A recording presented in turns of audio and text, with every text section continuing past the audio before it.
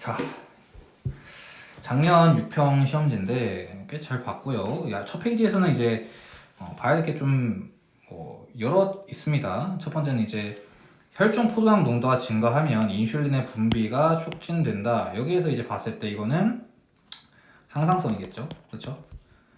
이렇게 써주는 거. 그리고 생식과 유전은 생식과 유전이라고 써주는 거. 그래서 맞고 인슐린은 베타세포에서 분비되고 적응과 진화는 5번이 정답이 될 거고요. 이해가십니까? 네. 그리고 이제 2번 같은 경우에는 그 암모니아를 보고 그냥 바로 판단 지을 수 있어야겠죠.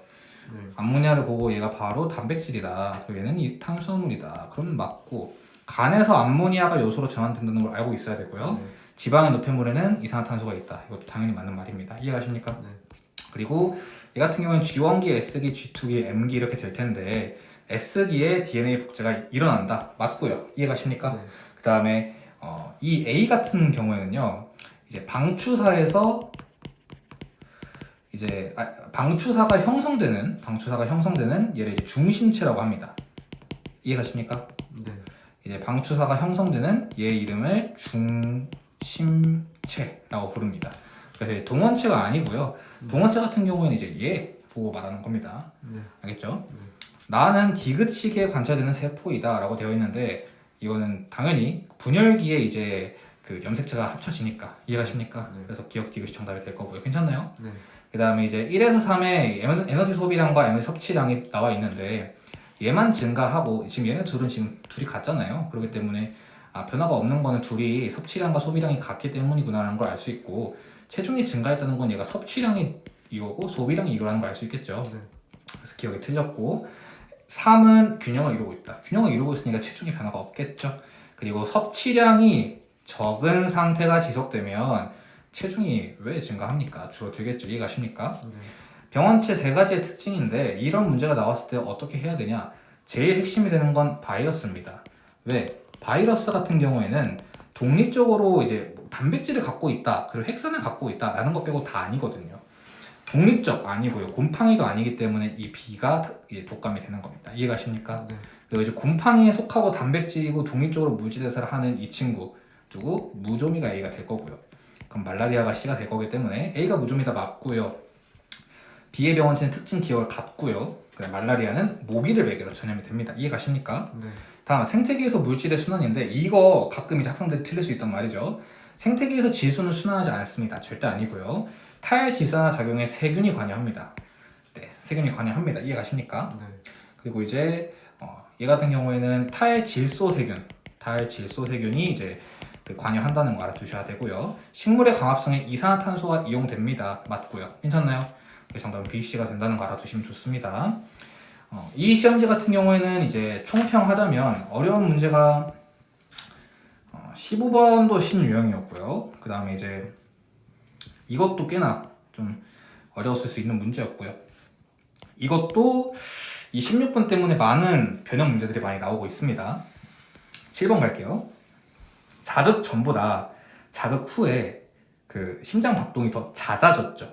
네. 그렇죠? 그러면 이거는 교감신경에 쓰인 겁니다. 이해가십니까? 네. 그러면 A의 신경절 이전 뉴런에 신경절 이후 뉴런의 축삭돌기 말단에서는 아세틸콜린이 아니죠. 아세틸콜린이 아니겠죠. 왜?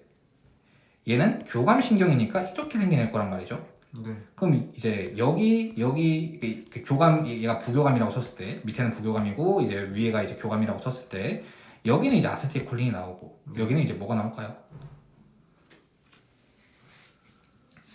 노르에피네프린이 나오죠. 그래서 이제 여기서는 노르에피네프린이 나올 겁니다.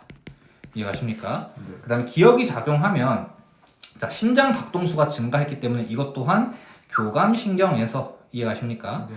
그럼 이제 이것이 작용되면 지금 심장 박동수가 굉장히 빨라졌잖아요. 그럼 이제 얘 또한 활동전이 발생 빈도가 감소하지 않고 증가하겠죠. 이해가십니까? 그리고 A와 B는 심장 박동 조절에 기항적으로 작용한다. 당연히 맞습니다. 이해가십니까? 왜냐면 이제 뭐 빨라지면 느려지고 막 그런 식으로 이제 진행이 될 테니까요. 이해가십니까? 네. 그래서 이제 얘는 그 교감신경과 부교감신경이 기량적으로 작용한다는 거 알아두시면 좋습니다. 8번 골격근 수축 과정에 두 시점 가와 난데요. 지금 여기가 이제 명대라는 걸 알 수 있겠죠. 네. 여기가 이제 암대라는 걸 알 수 있고요. 그죠? 네. 그러면 가일 때 B에 Z선이 있다. 맞겠죠? 네. 그리고 나일 때 기역에 액틴 필라멘트가 있다. 자, 기역이라고 하는 애는 지금 변하지 않죠, 길이가. 네.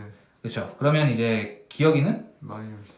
그렇죠. 아요신 필라멘트겠죠. 네. 그렇기 때문에 이제 여기에는 당연히 액틴 필라멘트가 있겠죠. 네. 왜? 뭐 수축되고 뭐 이완되더라도 계속 있으니까요. 네. 가에서 나로 될 때 ATP에 저장된 에너지가 사용된다. 맞겠죠? 네. 그 골격근 수축에서는 당연히 ATP가 쓰입니다.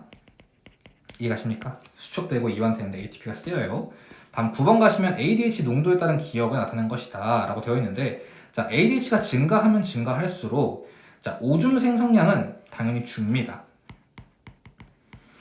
밑에 갔을까요?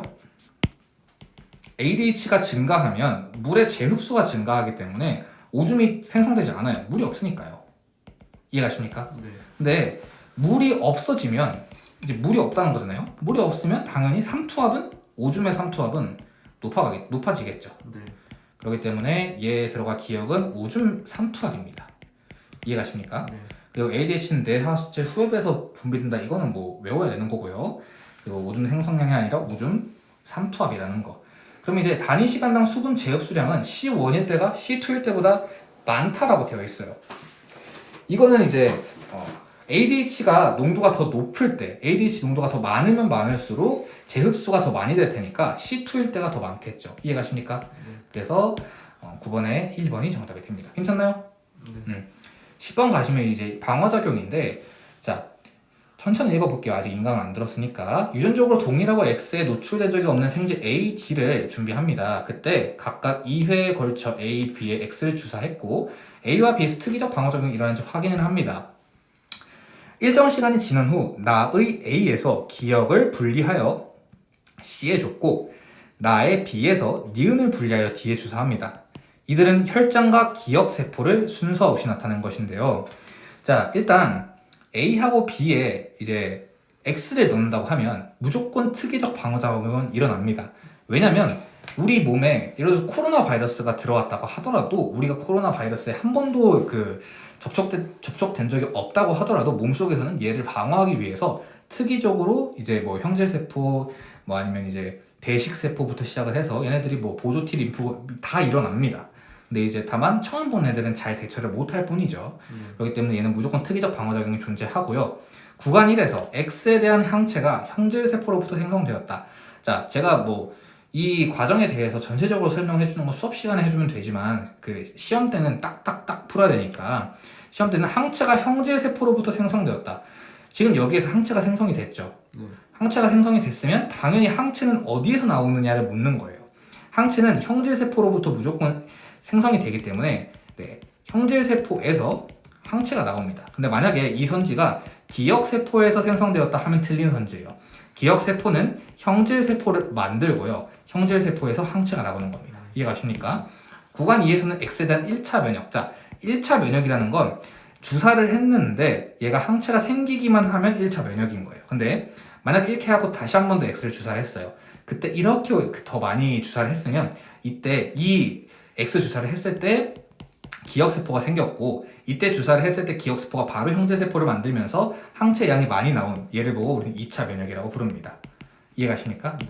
그래서 이제 10번 같은 경우는 좀 가볍게 5번이라고 찍어주셔야 되고요. 11번 같은 경우에는 제가 항상 말씀드리지만 마이너스 80, 플러스 30, 그 다음에 마이너스 70, 나머지 였죠. 그러면 이제 플러스 30부터 본다고 하면 제 눈에는 이제 플러스 30이 얘가 띄었어요. 얘도 뭐 괜찮지만 얘가 플러스 30이라는 건 가는데 걸린 시간이 4초고 이동 시간이 2초라는 거죠. 그러니까 그렇다고 하면은 4초 동안 이동을 하려고 하면 무조건 여기여야겠죠. 이해가십니까? 그래서 얘가 D4라는 거, D2라는 걸 알 수 있습니다. 문제를 아마 읽었을 테니까 가볍게 넘어갈게요. 그럼 얘의 속도는 1cm/ms가 될 거고 그렇기 때문에 이제 나머지도 다 체크할 수 있겠죠. 그럼 이제 여기 같은 경우에는 가는데 D2니까 2초가 걸릴 거고요. 그리고 3초 동안 이동을 했으니까 마이너스 80이 정답이 될 겁니다. 이해가십니까? 그래서 기억이 틀리고요. 4ms일 때 D3 같은 경우에는 가는데 3초, 이제 그 막전이 그 전도 시간이 이제 1초기 때문에 그러면 이제 이때는 탈분국이 일어나고 있겠죠. 이해가십니까? 네. 12번 가볼게요.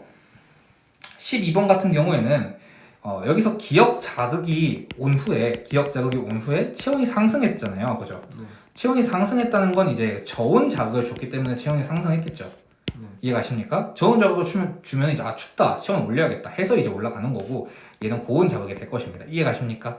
그래서 기억은 저온이고 여기 사람의 체온 조절 중추에 고온 자극을 주면 피부 근처 혈관이 수축된다고 하는데 수축된다는 건 열을 발산하지 않겠다는 거예요. 네.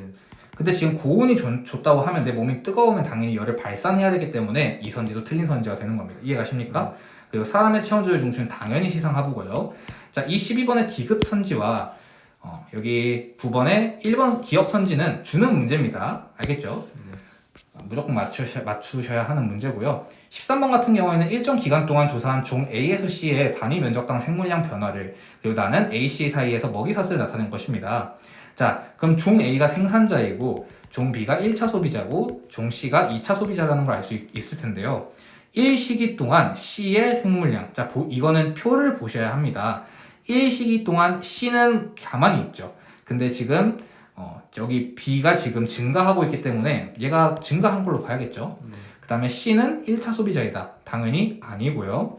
이 시기에 A와 B는 경쟁 베타가 일어났다. 절대 아니겠죠. 이해가십니까? 네. 이거 같은 경우에는 경쟁 베타가 일어났다고 하면 얘가 빵개가 돼야 되는데 지금 그런 모습이 안 보이고 있기 때문에 경쟁 베타가 안 일어난다고 보시면 됩니다. 이해가십니까? 네. 이거는 포식과 피식이지 경쟁 베타라고 볼 수는 없어요.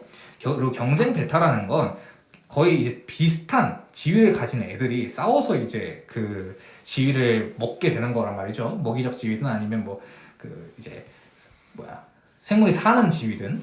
그렇기 때문에 경쟁 베타가 아니라 이건 포식과 피식의 관계입니다.